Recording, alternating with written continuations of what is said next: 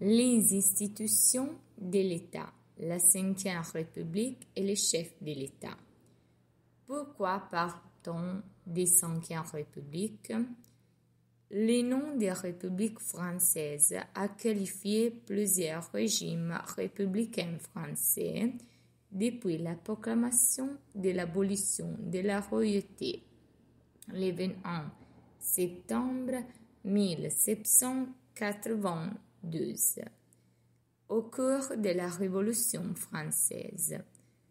La Première République est proclamée par la Convention le 22 septembre 1782, après l'arrestation du roi Louis XVI, et finit avec la proclamation du Premier Empire par Napoléon en 1804. La Deuxième République naît à la suite de la Révolution de 1848, avec la fin de la monarchie de Louis-Philippe. Mais le coup d'État de Louis-Napoléon Bonaparte en 1852 y met un terme. Elle est remplacée par le Second Empire.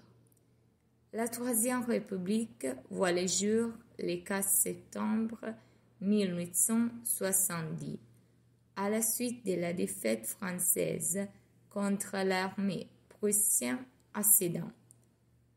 Tourmentée par les scandales marqués par l'affaire Dreyfus 1894-1906, ayant traversé la Première Guerre mondiale, elle finit avec l'occupation allemande du nord du pays et le gouvernement de Vichy au sud en 1940. La Quatrième République naît le 13 octobre 1946. La France veut se libérer du passé. Elle connaît de terribles drames liés au processus de la décolonisation. Guerre d'Indochine, guerre d'Algérie, l'instabilité ministérielle, 24 gouvernements en 2 ans.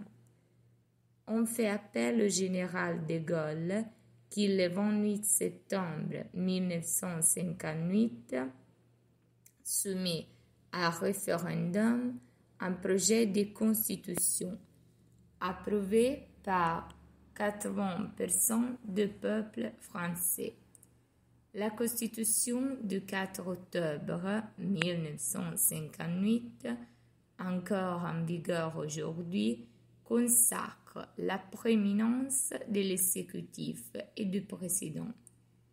La Cinquième République, proclamée le 8 janvier 1959, est le régime politique de la France d'aujourd'hui. Elle a un régime parlementaire et accorde un pouvoir important au président de la Repubblica. Bene, per questo podcast è tutto, ci sentiamo in un podcast successivo in cui parlerò del Presidente della Repubblica.